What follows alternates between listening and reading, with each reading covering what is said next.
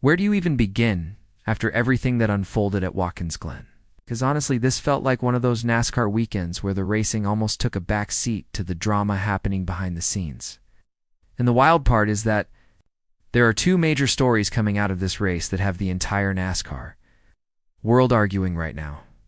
The first involves a veteran superstar who looked completely drained, emotionally and physically during the race itself. Fans were shocked by what they heard over the team radio, and it instantly sparked concerns about what's really going on behind the scenes.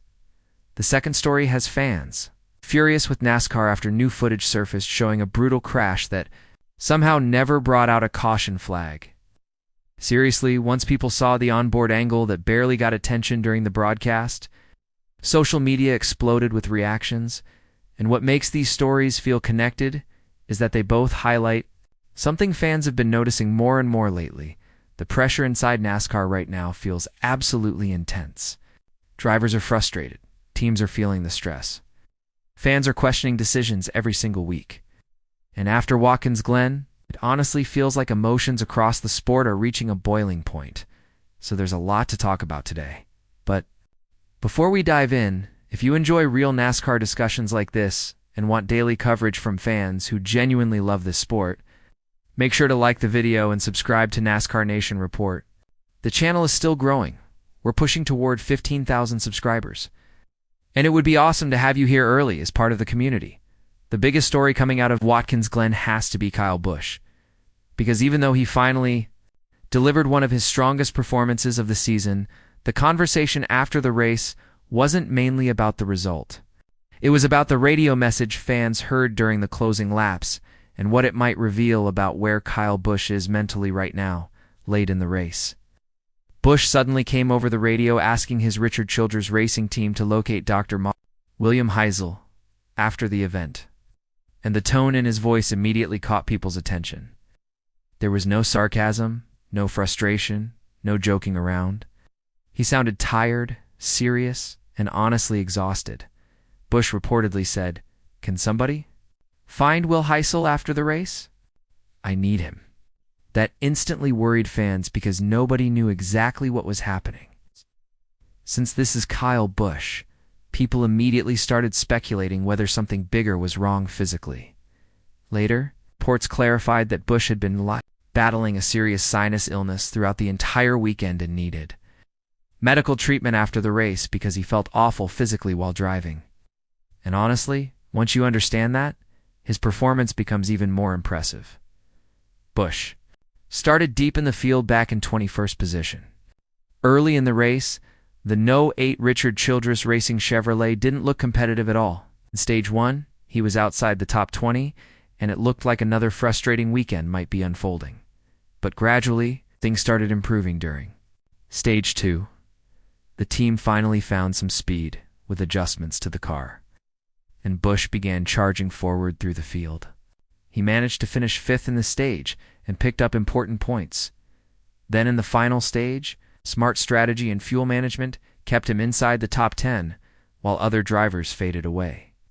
By the end of the race, Busch crossed the line in 8th place, his best finish of the NASCAR Cup Series season so far, and one of the strongest runs he's had in a very long time. After the race, Busch praised the effort from the team and explained that despite fighting a tight race car throughout the day, they managed to make the right adjustments and strategy calls to recover from the poor qualifying position. But honestly, this story feels much bigger than just a driver getting sick during race weekend. Inside the NASCAR garage, there's growing belief that the pressure surrounding Kyle Busch and Richard Childress racing is becoming emotionally exhausting for everyone involved. If you've followed this season closely, you can feel the frustration building almost every single week now.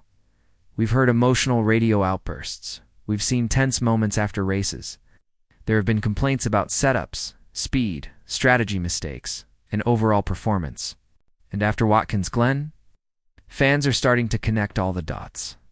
Because during Busch's prime years with Joe Gibbs Racing, those emotional radio messages usually ended with victories. He could be furious for hours and still end up standing in victory lane by the end of the night. That was just classic rowdy Kyle Busch. But now the wins aren't coming anymore. And when the trophies disappear, the frustration suddenly feels a lot heavier. There are also reports suggesting that some people inside Richard Childress Racing are beginning to feel worn down by the constant tension around the No. 8 team. Nobody is publicly blaming anyone yet, but it's obvious the pressure is growing, and this is the uncomfortable conversation NASCAR fans are starting to have. Kyle Busch is now 41 years old. Nobody doubts his talent, still one of the smartest and most skilled drivers in the garage, but fans and insiders are beginning to wonder if years of non-stop intensity, pressure, and frustration are finally starting to take a toll mentally and physically. Kevin Harvick recently hinted that Busch may not have many elite opportunities outside of Richard Childress Racing moving forward. And honestly, that only adds more pressure because it means this partnership almost has to succeed. That's why Watkins Glen felt emotional to watch. On one side, fans saw flashes of the old Kyle Busch again: smart driving, strong race management, climbing through the field, fighting through sickness, and delivering a top 10 finish after starting 21st. But on the other side, fans also heard a veteran driver who sounds exhausted, a driver carrying frustration week after week, a driver desperately trying to stop this season from completely falling apart. And honestly, for longtime NASCAR fans, it's strange seeing Kyle Busch in this position.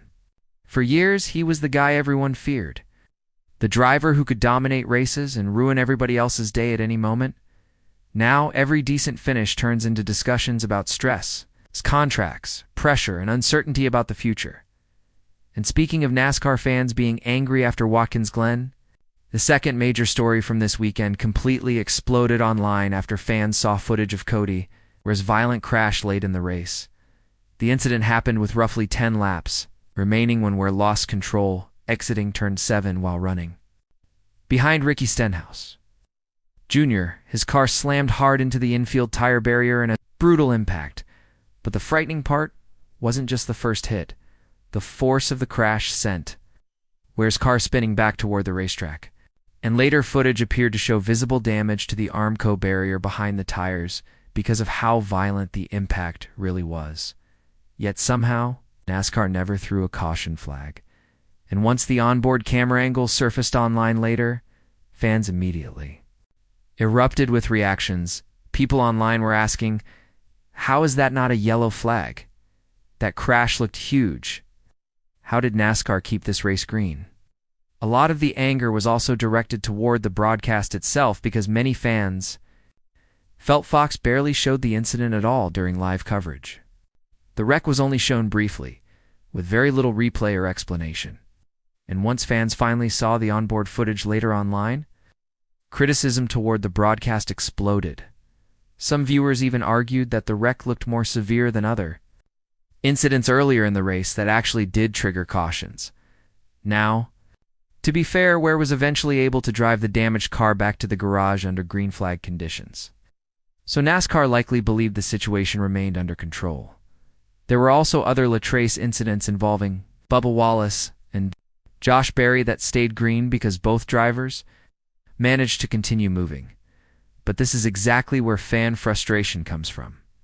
Every single week, NASCAR seems to create new debates about consistency with caution flags. One week fans complain that NASCAR throws yellows too quickly. The next week, fans are furious because a massive wreck somehow stays green. And Watkins Glen became another example of that ongoing disconnect between NASCAR officiating and what fans expect to see. Meanwhile, all this chaos unfolded during another incredible road course performance from Shane Van Gisbergen, SVG. Once again looked completely dominant on a road course and delivered another huge victory for Trackhouse Racing at Watkins Glen. Watching him on these tracks right now honestly feels like watching a specialist operating on another level compared to everyone else. After the race, Van Gisbergen praised the team and crew chief Stephen Doran for making the right adjustments after practice and qualifying. It's helping them build a race-winning car by the end of the weekend. And honestly, that's becoming another major storyline. This season, Shane Van Gisbergen is starting to look terrifying every time NASCAR heads to a road course. But overall, Watkins Glen just felt emotionally exhausting from every direction. You had Kyle Busch battling illness while carrying enormous pressure surrounding his future with Richard Childress Racing. You had fans furious at NASCAR. After Cody Ware's violent crash somehow stayed green, you had viewers criticizing the race. It's broadcast for barely showing key moments. You had tempers boiling over throughout the garage area once again, and you can feel the tension building deeper into this season with every passing week, because now every race feels bigger. Every mistake feels bigger. Every radio message becomes a headline. To Eve,